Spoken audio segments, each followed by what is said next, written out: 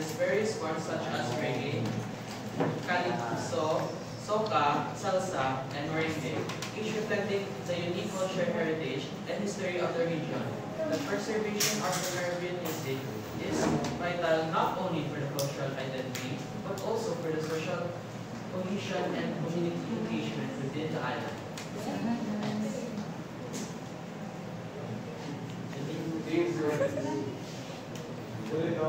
Ano kuya? Tinugid daw? As for our instruments, we have made ourselves a homemade maracas made out of paper and water bottle. Like, can you please present?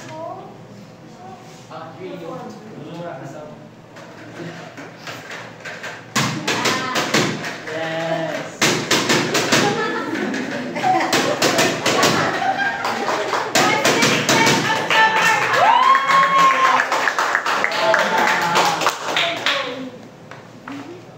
We have also common dances in the Caribbean. Cumbion, reggae, calypso, merengue, and salsa. So me, and Rio will demonstrate the salsa dance, guys. Okay.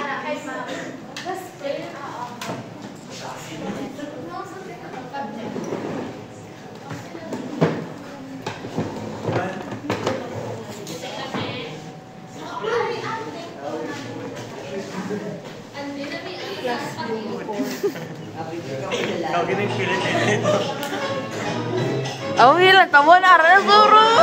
Yeah.